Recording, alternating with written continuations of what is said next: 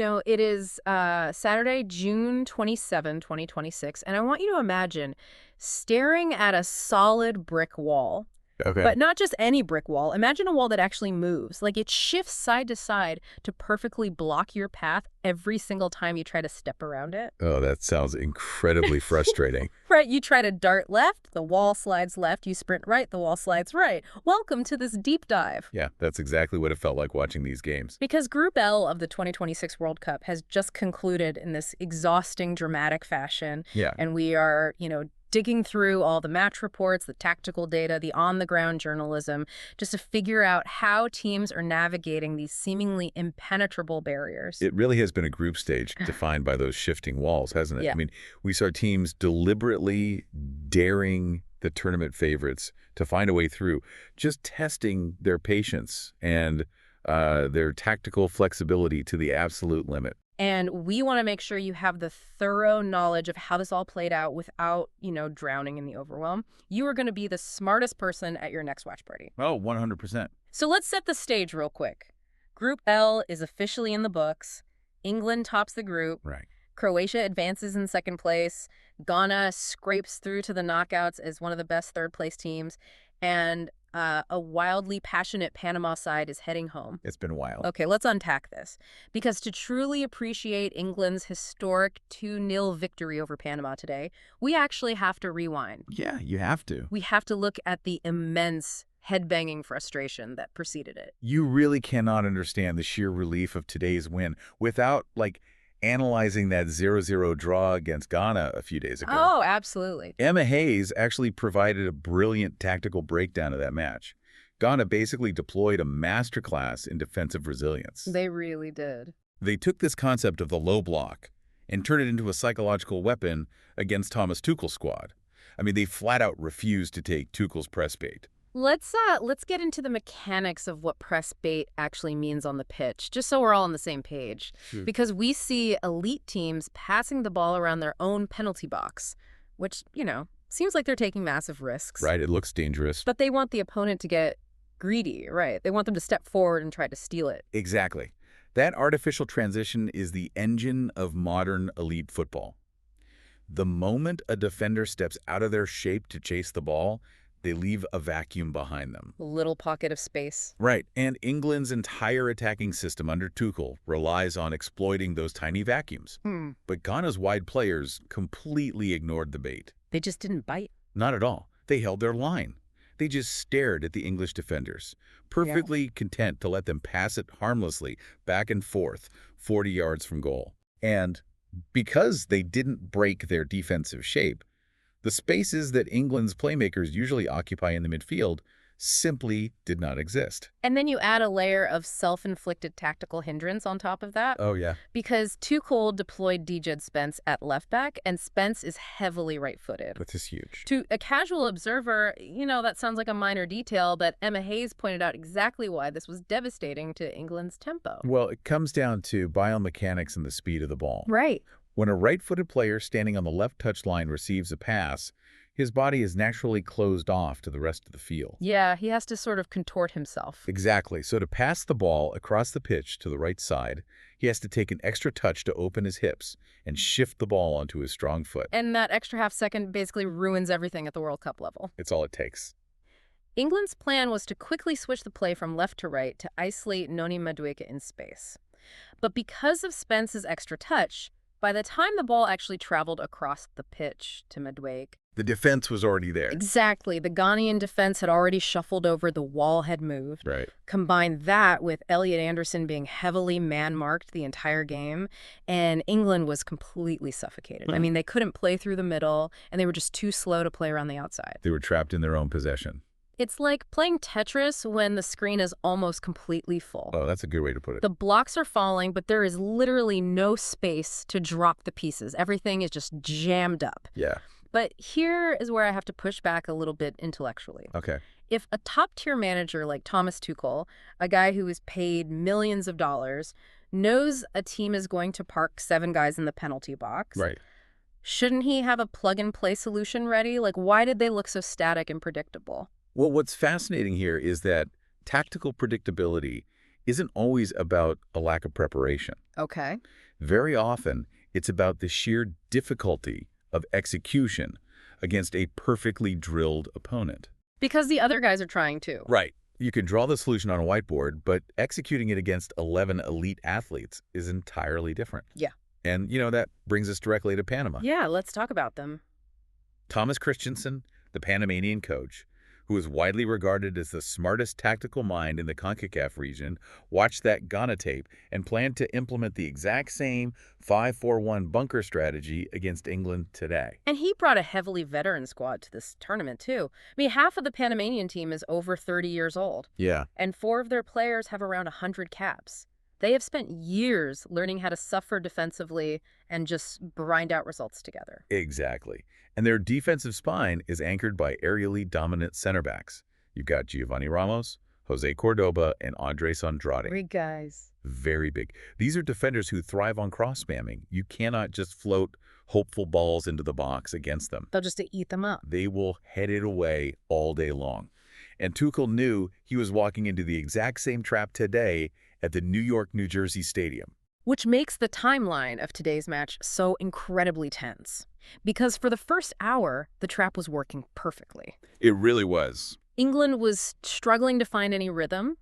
And then, in the 26th minute, Panama almost stunned the world. Oh my goodness, yes. Jose Luis Rodriguez drove down the left side, completely bypassed England's makeshift right back, and unleashed this low drive that forced a massive save from Jordan Pickford. If that shot goes in, the entire complexion of Group L changes on a dime. Completely changes. Because the longer a game stays 0-0 against a low block, the heavier the psychological burden becomes for the favorite. Oh yeah, you could feel it. The crowd gets restless, the players start, forcing high-risk passes to make something happen, and they become highly vulnerable to the counterattack. But then we reach the 62nd minute, and the breakthrough finally arrives. And of course, it comes from Jude Bellingham, a guy who just continues to write his own legend. It's unbelievable. And it wasn't a beautiful, flowing tiki-taka team goal either. Yeah. It was a gritty, opportunistic finish born from a very specific set-piece design. Right. So Bukayo Saka delivers an out-swinging corner. Now, an in-swinging corner would have gone straight into the teeth of those towering Panamanian center backs. Which they want. Right, they want that. Yeah. But an outswinger pulls those defenders away from the goal line, forcing them to run backward while tracking the ball overhead. It's disorienting. It creates chaos. And Bellingham manages to stick a leg out in front of his marker in that chaos and just poke a volley into the near bottom corner. Just a toe poke. Yeah. That is how you break a low block when the passing lanes are closed. You manufacture second balls and capitalize on the scramble. And then just 5 minutes later, in the 67th minute, Bellingham turns provider. Yeah. He dinks a quick cross into the box, and Harry Kane rises up to head it home. 2-0, game over. Jude Bellingham finishes with a massive 9.2 match rating. We really need to pause and appreciate the milestones achieved in that 5-minute window, though. Definitely. Bellingham at 22 years and 363 days old. Almost 23. Just 1 day shy of his 23rd birthday.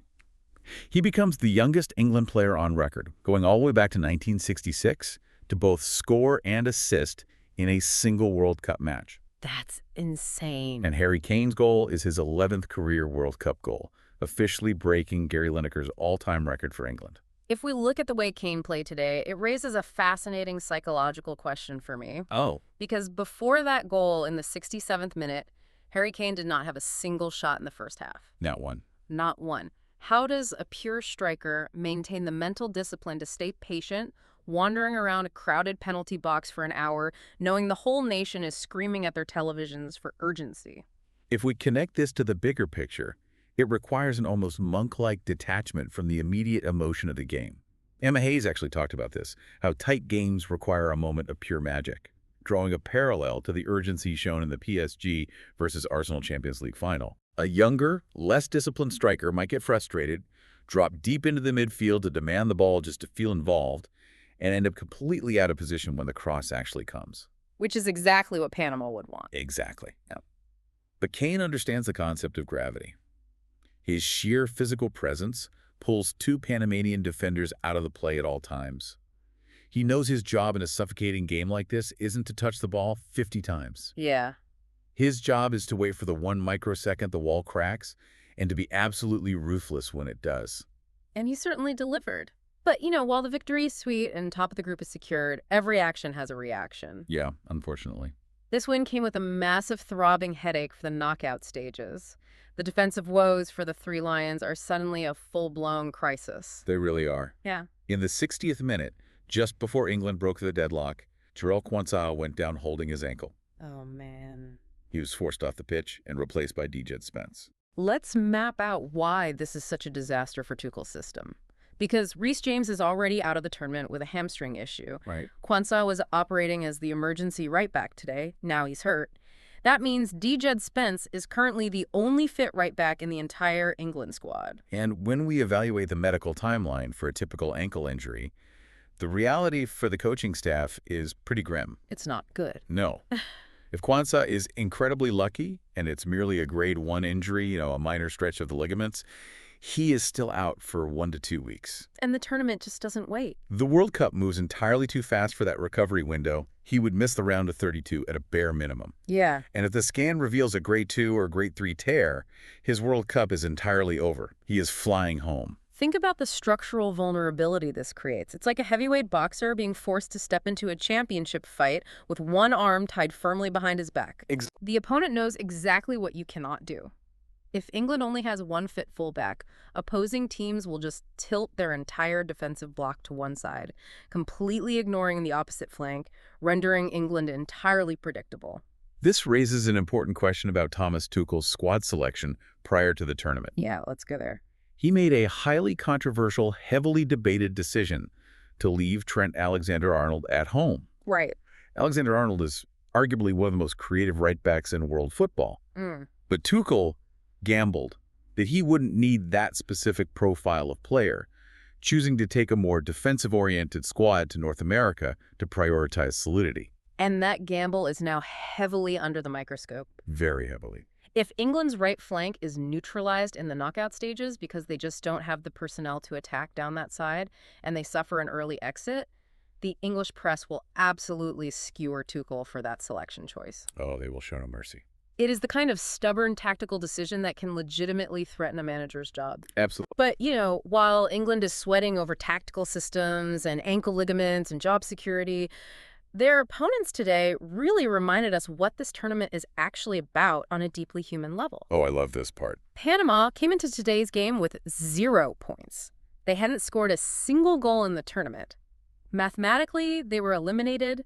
On paper, this was a meaningless exhibition for them. But the Panamanian supporters completely rejected that narrative. Oh, completely. They turned Times Square into an absolute sea of red, white, and blue. We are talking about beating drums, echoing off the skyscrapers, traditional chants, hundreds of fans dancing in the streets. Yeah, it was a party. People showed up in superhero costumes. They showed up in witch costumes. People brought their dogs dressed in the national colors. I saw that. They didn't care about the mathematical algorithms of advancing out of the group. They just wanted to see one single goal to celebrate. They publicly stated they would celebrate one goal as if they had won the entire World Cup. Here's where it gets really interesting. You would assume an eliminated team would just sort of go through the motions in training. Right, just protect yourself. Yeah, mentally packing their bags, trying to avoid injury before heading back to their club teams.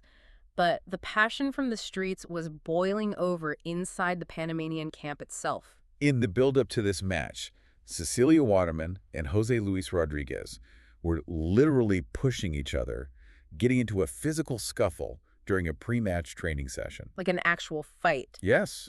They had to be physically separated by teammates, but when Thomas Christensen was asked about the altercation, he didn't condemn it. Which is why... He praised it.